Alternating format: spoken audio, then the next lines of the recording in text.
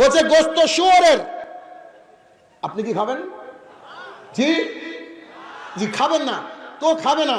এবার ইমাম সাহেব দেখলো দিনক্ষণ করার সময় যে এই ছেলেকে একটা বুলেট দাবি করলো, ছেলে একটা বুলেট দাবি করলো, এই ছেলে 7 ভরি গহনা দাবি করলো, 2 লক্ষ টাকা দাবি করলো, অক্সিজেন দাবি করলো, বুঝেননি?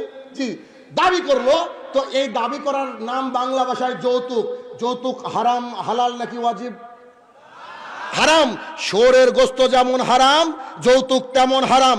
শুয়োরের গোস্ত যেমন হারাম, যৌতুক তেমন হারাম।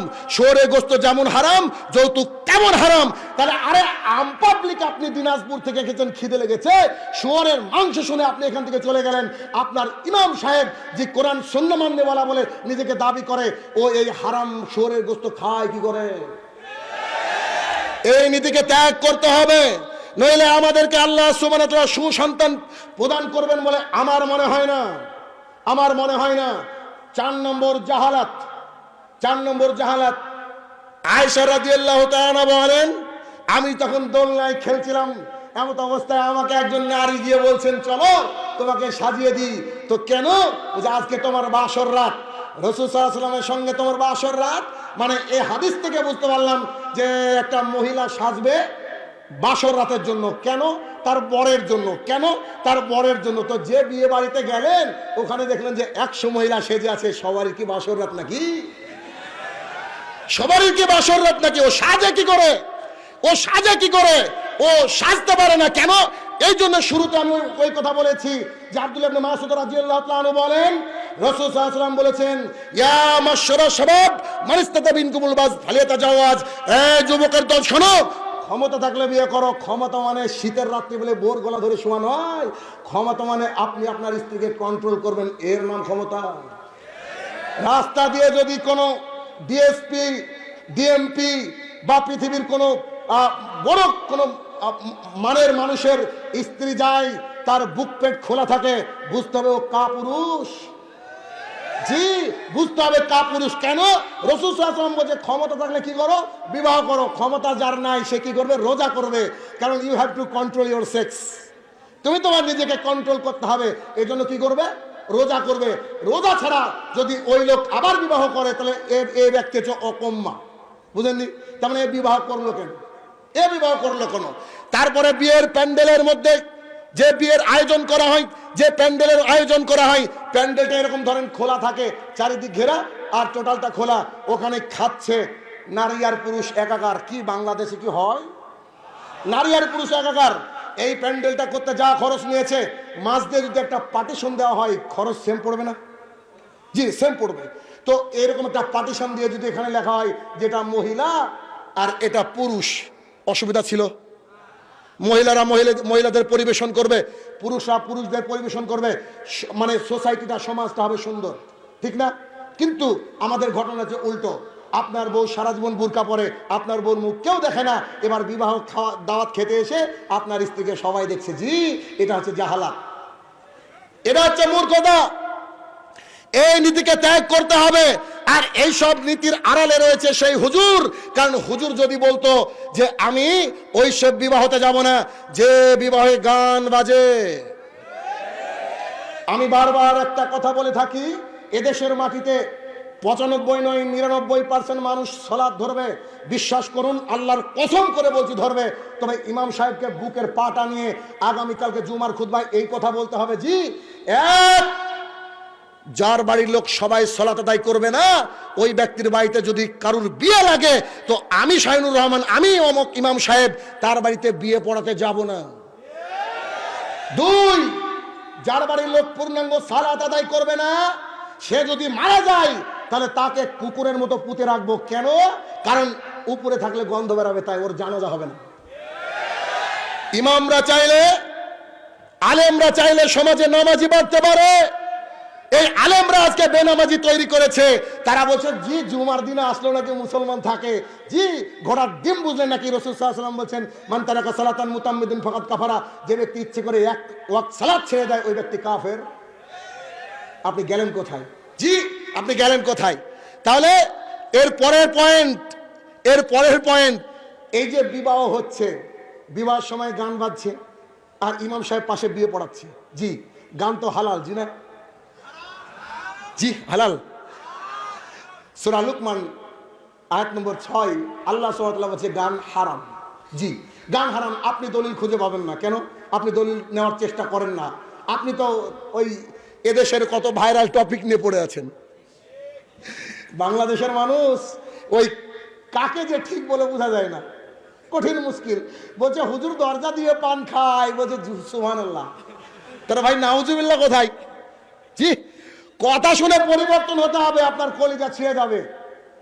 এরপরে ওই ছেলেটা যখন বিবাহ হয়ে গেল, বিবাহ হয়ে যাওয়ার পরে জি, তার আগে একটা মজার ঘটনা বলি। তো ছেলে কি করছে, যখন বলছে আজকে সকালে আজকে দুপুরে বিয়েতে যেতে হবে, তো ছেলেকে গোসল করে দিচ্ছে ওর ভাবি। ছেলেকে গোসল করে দিচ্ছে ওর আরো আদার্স যে গার্লফ্রেন্ডস রয়েছে তারা গোসল করে দিচ্ছে। আচ্ছা, আমার প্রশ্ন হলো যে কোন বাবা এই প্যারালাইজড ছেলের সাথে বিয়ে দেয় গো, যে নিজে গোসলও করতে পারে না, এর সাথে বিয়ে দেয় কি করে? এই জাহালাত কেন? আল্লাহ সুবহানাহু ওয়া তাআলা কোরআনুল কারীমের মধ্যে বলছেন, আল্লাহ সুবহানাহু ওয়া তাআলা কোরআনুল কারীমের মধ্যে বলছেন যে যদি যারা অপচয় করে তারা হচ্ছে শয়তানের ভাই। আমাদের দেশে বিয়েতে এত পরিমাণে খাবার নষ্ট হয়, এরা ইবলিস না, ফাদার অফ দ্য ইবলিসের বাপ এরা। দেখেন এভাবে খাবার নষ্ট হয়, এভাবে খাবার নষ্ট হয়। আমি বহু মানুষকে দেখেছি খাবার খাওয়ার সময় আর সুন্নতি তরিকা মনে থাকে না, জানা বাদ বাকি সব কিছুতে সুন্নতি তরিকা খুঁজে। ওই হুজুর, যে হুজুর ডিজে বাজছে তারপরে বিয়ে পড়াচ্ছে, ও আবার যখন ওই আপনার ঢাকা যাবে, তো ঢাকা গিয়ে বলবে কি গরুর গোশত আছে কি, বলে জি হ্যাঁ, তো হালাল করেছেন, মানে বিসমিল্লাহ বলে কি মদ খাওয়া যায়? জি না, বুঝেননি কথা? বিসমিল্লাহ বলে কি মদ খাওয়া যায়? ওই হুজুর হারাম আর হালাল বেঁচে চলেন, কিন্তু বিবাহের ক্ষেত্রে ওই হুজুর হারাম আর হালাল বাঁচেন না। কেন? সামান্য কিছু টাকা আর দুটো মুরগির রান হুজুরের মাথাকে কিনে নিয়েছে, হুজুরের মাথাকে কিনে নিয়েছে। এই শ্রেণী আলেমদেরকে বয়কট করতে হবে। যতদিন না আপনি বয়কট করবেন, অতদিন আমাদের সমাজটা হবে অজ্ঞ এবং জাহেল থাকবে। জরুরি ভিত্তিতে বারবার আলেমদের ব্যাপারে কথা চলে আসে। কেন? যারা স্টিয়ারিং ধরে আছে তাদেরই তো কথা বলবো, তাছাড়া কার কথা বলবো? জি, আপনি আমার মতো বলেন দেখি যে ওই বাড়ির লোকের বিয়ে আমি পড়াবো না যে বাড়ির লোক পূর্ণাঙ্গ সালাত আদায় করে না। আর যার মধ্যে সালাত রয়েছে, সঠিক ঠিকঠাক করে সালাত আদায় করে, সেই ব্যক্তির হাত দিয়ে পাপ হতে গেলে 10 বার ভাব বেশি, ঠিক না? তাহলে দায়ী আমাদের মতো তারাই যারা এখানে বক্তৃতা দিচ্ছে, জি না? জি, তো ঘরের বেড়াল তো বেরিয়ে আসছে জনাব, ঘরের বেড়াল বেরিয়ে আসছে। এরপরে ওই বাড়িতে অবাধ মেলামেশা। এই মহিলা বলছেন যে আমি ইসলামের বদনাম করার জন্য লিখতে শুরু করেছিলাম, কোরআনকে রিসার্চ করা শুরু করলাম, কিন্তু কোরআন আমাকে হেদায়েত দিয়ে দিল, কোরআন আমাকে হেদায়েত দিয়ে দিল। তারপরে তিনি তার আত্মজীবনে লিখতে গিয়ে বলছেন যেসব মহিলারা শর্ট পরে, স্কার্ট পরে, জিন্সের প্যান্ট পরে, and they wear sari and expose their belly, যারা শাড়ি পরে কিন্তু পেটটাকে দেখায়, they always invited to the people, তারা লোকজনকে যেন বলতে থাকে দিস ইজ মাই শপ, এটা আমার দোকান, 24 আওয়ার্স ওপেন, 24 ঘন্টা খোলা, হোয়াট এভার ইউ নিড, তোমার যা দরকার হবে নিয়ে যাও, টোটালি ফ্রি অফ কস্ট, 1 টাকা লাগবে না, 1 টাকা লাগবে না। জি, 1 টাকা লাগবে না, টোটালি ফ্রি অফ কস্ট, এটা নিয়ে যাও। এই মহিলারা ওইভাবে সুন্দর করে শাড়ি পরে জাতির সামনে এক্সপোজ করছে, আবার সেলফি তুলছে, সেলফি, জি, আবার সেলফি তুলছে। বলেন এরা মুসলমান ঘরের সন্তান? জি, এরা কি মুসলমানের ঘরের সন্তান? জি, আপনার মেয়ে বিয়েতে যাবে আগামী দিন, আমার এই বক্তৃতা শোনার পরেও যাবে।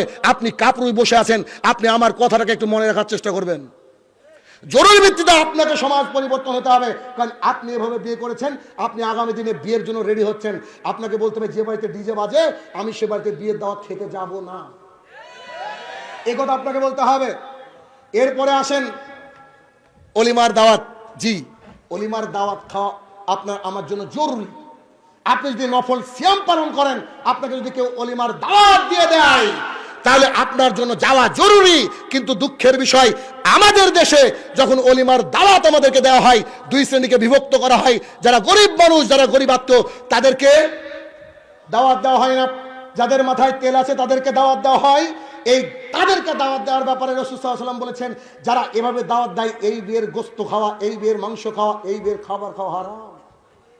জি, এই বিয়ের খাবার খাওয়া হারাম। তাহলে এই বিয়ে খাওয়া যাবে না, এই বিয়ে খাওয়া যাবে না।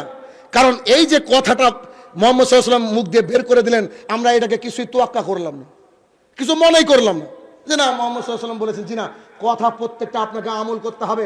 যা শুনবেন ভালো মুসলমানের মতো বলতে হবে সামিআনা ওয়া আতানা, শুনলাম এবং কি মেনে নিলাম, শুনলাম এবং মেনে নিলাম। এটা আপনার চরমনায়ের মাহফিল না যে গেলে হজের সোয়াব হয়। এখান থেকে দিন ধর্ম শিখে যেতে হবে, এখান থেকে দিন ধর্ম শিখে যেতে হবে। আর যারা সঠিক দিন ধর্মের কথা বলে তারা আব্দুর রাজ্জাক বিন ইউসুফের মতো মার খাবে। আদম আলাইহিস সালাম থেকে শুরু করে মুহাম্মদ সাল্লাল্লাহু আলাইহি ওয়াসাল্লাম পর্যন্ত একজন নবী রাসূলকে দেখান যাকে তার জাতি বরণ করে নিয়েছে, কাউকে নেয়নি। এই রাস্তা বড় কঠিন। তাই তো লুকমান হাকিম ছেলেকে বলছে যে ইয়া বুনাইয়া, হে আমার কলিজার টুকরা, আকিমিস সালাহ, তুমি সালাত কায়েম করো, আমরু বিল মারুফ, মানুষকে ভালো কাজের কথা বলো, ওয়ানহা আনিল মুনকার, মানুষকে বলো যে এইরকম বিবাহের দাওয়াত খাওয়া যাবে না। এই কথা যখন বলবেন, এরকম সাদা যাবে না, এই কথা যখন বলবেন, যৌতুক নেওয়া যাবে না, এই কথা যখন বলবেন, তখন লুকমান হাকিম ছেলেকে বলছে অসবির আলামা সাবাক, বেটা পিঠের চামড়া শক্ত করো, জাতি তোমার পিঠের চামড়া তুলে নেবে। জি, হক কথা বলা খুবই কঠিন, মানা তো আরো কঠিন। হয়তো ঝুলে ঝুলে ঠিক বলছেন, আল্লাহ জানে সকাল পর্যন্ত থাকবে তো, এ কথা থাকবে কিনা আল্লাহ ভালো জানে। এবার যেটা বলছিলাম, অলিমার দাওয়াত যেমন একটা ওই রকম ভাগাভাগি হয়, আর একটা অলিমার দাওয়াত যখন একটা ভ্যান চালক একটা রিক্সা চালককে দেওয়া হয়, বেচারা টেনশনে, কেন অলিমার দাওয়াত খেতে গেলে 500 টাকা লাগবে। কেন হোটেল খুলেছে নাকি? ও কি হোটেল খুলেছে নাকি? তো আগে বলতে পারতো যে এখানে খেতে আসলে 500 টাকার উপহার ছাড়া খাওয়া যাবে না। জি, মানুষকে একদিন খাওয়াবে, তারপরে আবার উপহার নিবে। এখন নাকি আবার টেবিলে বসে লিখে কে কোন জিনিস দিল, কে কোন জিনিস দিল। যখন আপনি অলিমার দাওয়াত করবেন, তাকে সরাসরি এই বাক্য বলতে হবে, জনাব আমাকে আল্লাহ সুবহানাহু ওয়া তাআলা ক্ষমতা দিয়েছেন, অতএব আজকে আমার বাড়িতে একটু আপনার দাওয়াত থাকলো, আমার বেটার বিয়ে দিয়ে এনেছি, গোটা পৃথিবীকে নিমন্ত্রণ করেছি, অসুবিধা নেই, আপনি যাবেন, খাওয়া দাওয়া করবেন, তারপরে চলে আসবেন। খবরদার কোন রকমের কোনো হাদিয়া নিয়ে যাবেন না। হাদিয়া যদি দিতে হয় তো অন্য সময় দিবেন, বুঝেননি কথা আমার? হাদিয়া দিতে হলে অন্য সময় দিবেন। কিন্তু আমি কি হোটেল খুলে বসেছি নাকি যে আপনি প্রথমে ফিস জমা দিবেন তারপরে খেতে যাবেন? বিহায়া কোথাকার আপনি, আপনি একদিন মানুষকে খাওয়াবেন মানে? জি, তো এই যে জাহালাত, এই যে মূর্খতা, এইগুলার কন্ট্রোলিং পাওয়ার হচ্ছে আমাদের হুজুর। জি, আমরা দিন ধর্ম বুঝি না। আপনারা নাম শুনেছেন Mohammad Ali, boxer, boxing champion. তিনি সমস্ত ধর্ম, বিভিন্ন ধর্ম পড়াশোনা করে তিনি ইসলাম ধর্ম গ্রহণ করেছেন। তারপরে একটা বাক্য বলছেন, I don't smoke but always I keep a match in my pocket, when my soul going towards any sin I burn a matchstick and touch to my palm and said to myself, oh Ali how can you bear the hell fire of জাহান্নাম।